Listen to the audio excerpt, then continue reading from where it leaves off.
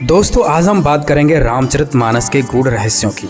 ये तो सभी जानते हैं कि त्रिलोकीनाथ भगवान विष्णु जी ही दशरथ पुत्र श्री राम जी के रूप में आए थे, इसलिए लोग श्री राम को भी भगवान मानते हैं। लेकिन असली राम आदि राम कोई और है। उसके लिए कबीर साहब जी ने कहा है कि एक राम दशरथ का बेटा, एक राम घटघट में बैठा, एक राम ने जगत पसारा और एक राम है जग से न्यारा। दोस्तों हम सभी राम कृष्ण को विष्णु भगवान का अवतार मानते हैं और ये सही भी है, लेकिन हमारे शास्त्रों में ब्रह्मा विष्णु महेश की भक्ति करने के लिए मना किया गया है, क्योंकि ब्रह्मा विष्णु महेश पूर्ण परमात्मा नहीं है। अर्थात राम कृष्ण भी पूर्ण परमात्मा नहीं है, यह केवल तीन लोक के मालिक हैं। आपने सुना भी होगा कि इनको त्रिलोकीनाथ और त्रिभुवन पति भी कहते हैं। आपको बता दें कि इस सृष्टि में अनंत कोटि ब्रह्मांड हैं और एक ब्रह्मांड में 14 लोक होते हैं। इन 14 लोकों में से ब्रह्मा विष्णु महेश केवल 3 लोक के मालिक हैं, पृथ्वी लोक, पाताल लोक और स्वर्ग लोक। इसलिए इन्हें त्रिलोकीनाथ भी कहते हैं। इसलिए ब्रह्मा विष्णु महेश से भी बड़ा कोई भगवान है, जिसका विवरण हमारे चारों वेद व श्रीमद् भगवद गीता में है। अब आपको दिखाते हैं रामचरितमानस में ही कि ब्रह्मा विष्णु अर्थात राम जी व शंकर जी से भी बड़ा कोई भगवान है। तो आइए देखते हैं। बालकांड में एक प्रकरण आता है। मनु और शत्रुपा परमात्मा को पाने के लिए तपस्या करने लगते हैं। मनु और शत्रुपा किसकी भक्ति करते थे, किसके लिए तपस्या कर रहे थे, देखिए रामचरित की इन चौपाइयों में।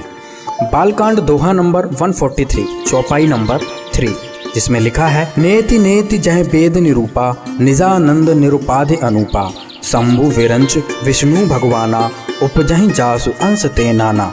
इसमें स्पष्ट लिखा है कि जिसकी महिमा वेद भी नहीं गा पा रहे हैं, जो ना इति कहकर मना कर देते हैं, जो आनंद रूप है, उपाधि रहित है, जिसके अंश से ब्रह्मा विष्णु महेश की उत्पत्ति होती है। शंभु विरंच विष्णु भगवाना, शंभु मतलब शंकर जी, विरंच मतलब ब्रह्मा जी और विष्णु जी की उत्पत्ति हुई।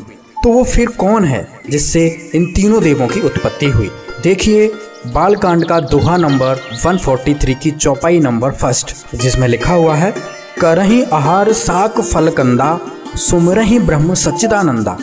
इससे स्पष्ट हो गया कि ब्रह्मा विष्णु महेश की उत्पत्ति ब्रह्म से हुई है, क्योंकि मनु और शत्रुपा ब्रह्म की साधना कर रहे थे और ये ब्रह्म 21 ब्रह्मांड का मालिक है। अगली चौपाई में भी देखिए, बालकांड के दोहा नंबर 145 की पहली चौपाई में ब्रह्म की महिमा बताते हुए मनु जी कह रहे हैं, सुन सेवक सुर तरु सुर धैनु, विधि हरि हरि बंदित पद रेणु।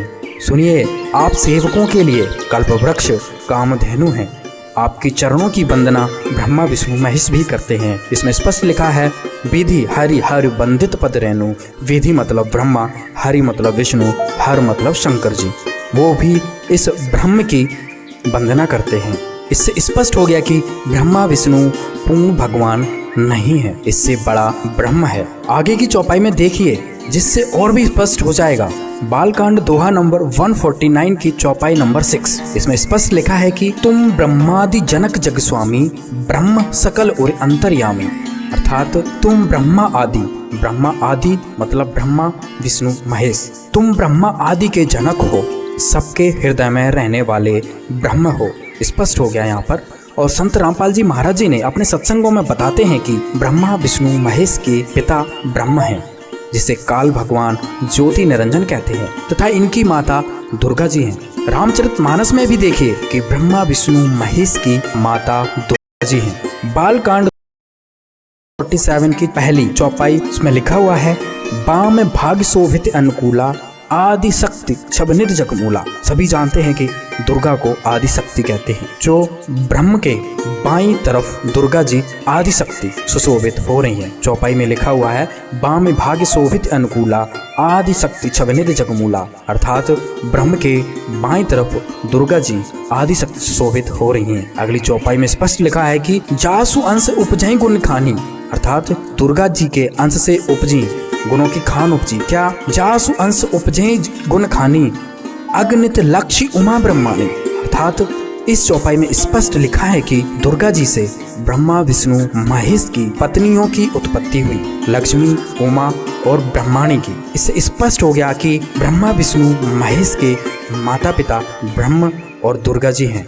और इससे स्पष्ट हो गया कि दुर्गा जी से ही लक्ष्मी, उमा और ब्रह्माणी की उत्पत्ति हुई। दोस्तों, आज की वीडियो में हमने रामचरितमानस में प्रमाण दिखाया कि ब्रह्मा विष्णु महेश भगवान नहीं है, इनसे बड़ा भगवान ब्रह्म है। और गीता जी में ब्रह्म भी कह रहा है कि हम पूर्ण नहीं हैं, वो परम अक्षर ब्रह्म है जिसे सच्चित आनंद कहते हैं। वो पूर्ण परमात्मा कौन है जिसकी हमें भक्ति करनी चाहिए? आइए देखते हैं। ऋग्वेद मंडल नंबर 9 और सूक्त नंबर 82, सूक्त नंबर 82 का अब हम नीचे आते हैं। मंत्र नंबर 1,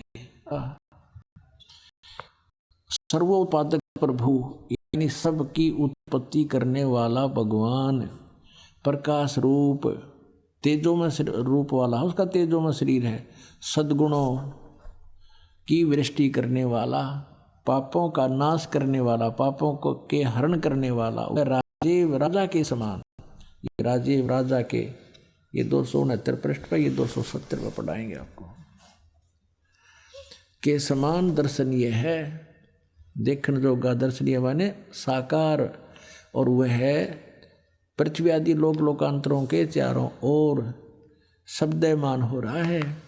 वह वर्णीय पुरुष को जो दृढ़ भक्त है उसको पवित्र करता हुआ उसको प्राप्त होता है, मिलता है। जिस प्रकार विद्युत आकाशीय बिजली स्नेह वाले स्थानों को आधार बना के प्राप्त होता है।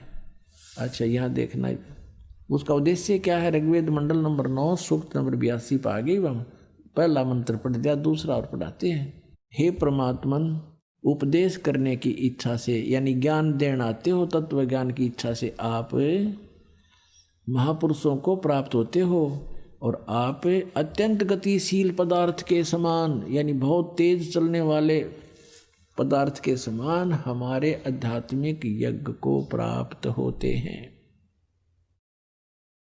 आप कबीर देव हैं, आप कबीर देव हैं। जैसे ये देखिएगा 9 के 20 में कबीर देव लिखा स्पष्ट।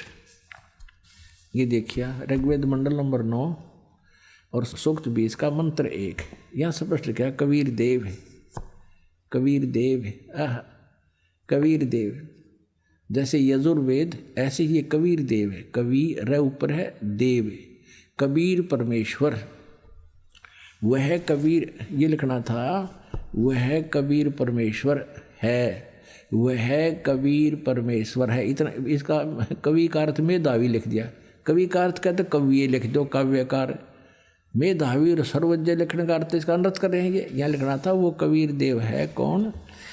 सबका रक्षक है, विद्वानों की तृप्ति के लिए ज्ञान को देता है, बता, सहनशील है और संपूर्ण दुष्टों को संग्राम में तिरस्कृत करता है, यानी तत्व ज्ञान रूपी संग्राम में सबको हरा देता है। हम फिर आते हैं ऋग्वेद मंडल नंबर 9 के सूक्त नंबर 82 के मंत्र नंबर 2 पे। हे परमात्मन, उपदेश करने की इच्छा से आप महापुरुषों को प्राप्त होते हो, और आप अत्यंत गतिशील पदार्थ के समान हमारे आध्यात्मिक यज्ञ को प्राप्त होते हैं। आप कबीर देव हैं, आप कबीर साहब हैं, शुद्ध स्वरूप हैं।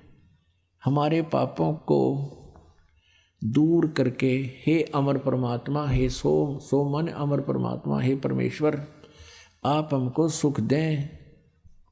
पुणात्मा कबीर साहब कहा करते, नौ मन सूत उड़ जिया, ऋषि रहे झक मारे, सतगुरु ऐसा सुलझा दे भाई, उलझे ना दूजी बार।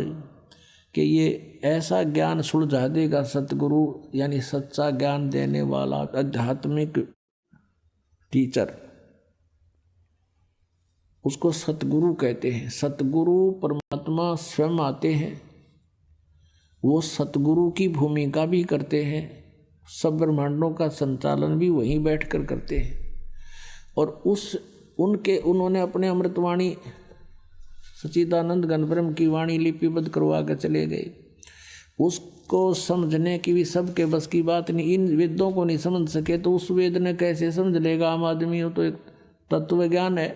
तो इस दास को बुद्धि दे दी कबीर भगवान ने, परमेश्वर कबीर जी ने, और इस दास को एक सच्चे ज्ञान देने वाला गुरु बना दिया, सतगुरु। वैसे तो सतगुरु वही है, पर अपनी कृपा से इस दास को कहते हैं गुरु। मेर करे तो काग ते हंस बना दे। हम तक काग थे और कौवे से हंस उन्होंने ही बनाए हैं, सतगुरु ने।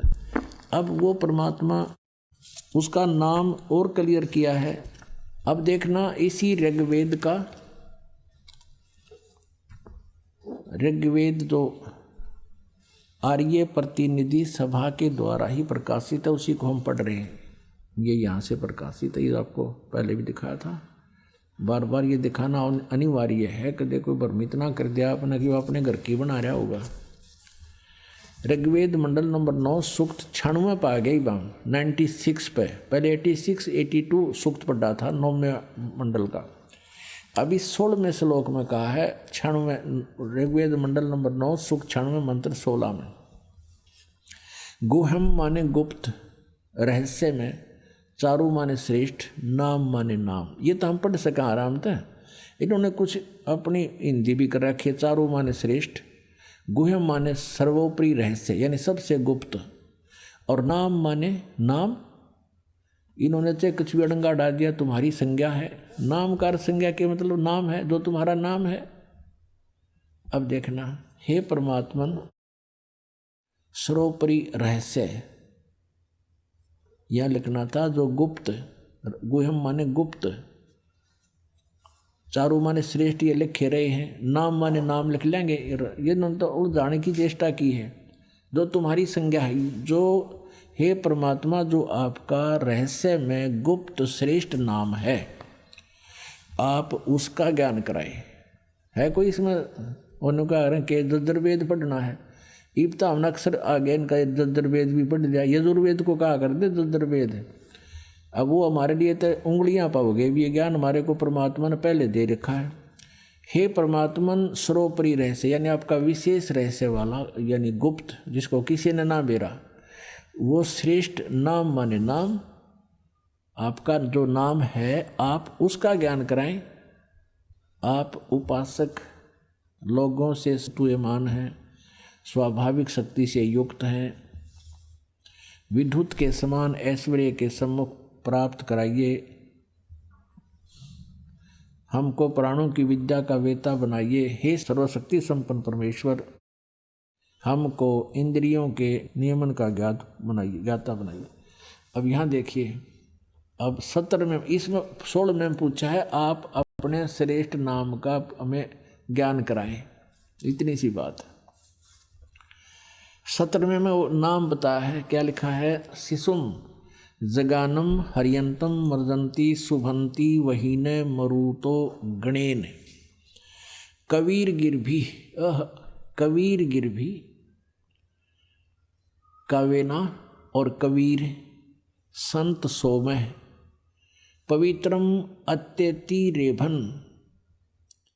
इनके द्वारा हम ये लेते हैं, इन्होंने क्या किया है, इस कबीर का अर्थ ऊपर लगा हुआ है, यूँ यहाँ लगेगा, पढ़ेंगे अलग करेंगे संधि छेद में। तो इन्होंने कर दिया, इसका तो कवि कर दिया, गिर भी माने वाणी द्वारा। हम इसको न्योका न्यू लिख दें, वो कबीर वाणी द्वारा। गिर भी माने वाणी द्वारा और कबीर माने कबीर, कबीर वाणी द्वारा। अच्छा, रेभन माने, ये देखिए, रेभन सन गर्दता हुआ, और काव्यन कविताओं से, कविताओं माने जैसे लोकोक्तियों के माध्यम से, शब्दों के माध्यम से, दोहों के माध्यम से, चौपाइयों के माध्यम से वो परमात्मा अपना ज्ञान सुनाता है। इन्होंने एक और चतुरता कर दी है, यूँ तो कबीर गिर विकारत ये कर दिया कवि लोग वाणी द्वारा, यह लिखना था कबीर वाणी द्वारा। और इस कबीर का अर्थ नहीं करा, इस कबीर का लिखना था वो कबीर देव है, उसका नाम कबीर देव है। ये देखिएगा, आप पूरा देख सकते हैं, पीछे देखना। और पीछे देखो अच्छी तरह। अब इसमें आप संस्कृत देख सकते हैं। ये एक कबीरता इन्होंने लिख दिया यहाँ पर, और इस कबीर का कितना अर्थ नहीं कर रखा।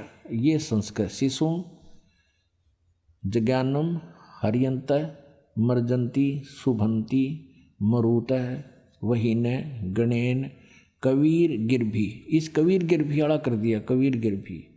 काव्यना, यू काव्यना भी लिख दिया, काव्यना, और सोम भी लिख दिया, और यू संत भी लिख दिया, सोम पवित्रम भी लिख दिया, अतेति भी लिख दिया, रेभन भी लिख दिया। यू कवि छोड़ गए कबीर, क्योंकि ये दोबारा लिखते ही सब क्लियर हो जाता है। यहाँ पर इन्होंने चोर चुराई तोमड़ी गाड्डे पानी में, वह गाड्डे वह ऊपर आव सच्चाई छनी ना। अब इसका क्या अर्थ बनाइए, दास बताओगा। शिशुम जगानम, हे परमात्मा, जो शिशु रूप धारण करके अपने जो लीला आप करते हो, तो शिशु जगानम यानी आप जानबूझकर अपनी सूझबूझ से शिशु रूप में प्रकट होते हो।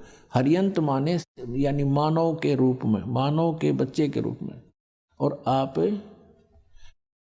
मर्जंती शुभंती वहीन मरुते गणेन, और कबीर गिरभी कावेना कबीर, अपनी महिमा की वाणी को आप अपनी कबीर वाणी द्वारा, कबीर गिरभी, कबीर ये इन्होंने इस कबीर गिरभी का लिख दिया वाणी द्वारा, हम लिखते कबीर वाणी द्वारा। और कावेन, कावेना, कावेन नहीं, हाँ कावेन, कावेना, कावेना माने कविता से, शब्दावलियों के माध्यम से, दोहों के माध्यम से गरजते हुए ऊंची आवाज में बोलते हो, आवाज लगा लगा कर अपनी महिमा की वाणी सुनाते हो। अब इसका और जिससे मरुता माने विद्वान लोग, गणेन माने समूह, ये होता है गणेन समूह, और वहीन माने उस गतिशील परमात्मा का गुणों के, गण माने होते हैं समूह, घने आदमी इकट्ठे हो जा, मरुत माने साधक। इसका अर्थ ये है कि वो परमात्मा जब कबीर, यू कबीर देव संत रूप में, वो अमर परमात्मा संत रूप, कबीर साहब, कबीर नाम उसका, संत या ऋषि रूप में जब प्रकट होता है, शिशु रूप धारण करके जब वो बड़ा होता है, तो अपनी महिमा की वाणी कबीर वाणी के द्वारा, कबीर गिरभी, गिरभी माने वाणी द्वारा, और काव्यना माने कविताओं से, कविताओं के माध्यम से, और ऊंचे स्वर में गरज गरज कर बोलता है। अब परमात्मा क्या कहा करते, चारों युग में संत पुकारे, कूक कहा हम हेल रे, हीरे माणक मोती बरसे, ये जग जुगता डेल रे। अधिक जानकारी के लिए जगत गुरु तत्वदर्शी संत रामपाल जी महाराज द्वारा लिखित पवित्र पुस्तकें ज्ञान गंगा, जीने की राह, गीता तेरा ज्ञान अमृत, अंधश्रद्धा भक्ति, खतराए जान बिल्कुल निशुल्क मंगाएं। अपना नाम, पूरा पता हमें व्हाट्सएप करें। हमारा नंबर है 7496801825। जगत गुरु तत्वदर्शी संत रामपाल जी महाराज के मंगल प्रवचन अब प्रतिदिन सुनिए। MH1 श्रद्धा टीवी पर दोपहर 2 से 3 बजे, सारथी टीवी पर शाम 6:30 से 7:30 बजे, साधना टीवी पर शाम 7:30 से 8:30 बजे, ईश्वर टीवी पर रात 8:30 से 9:30 बजे।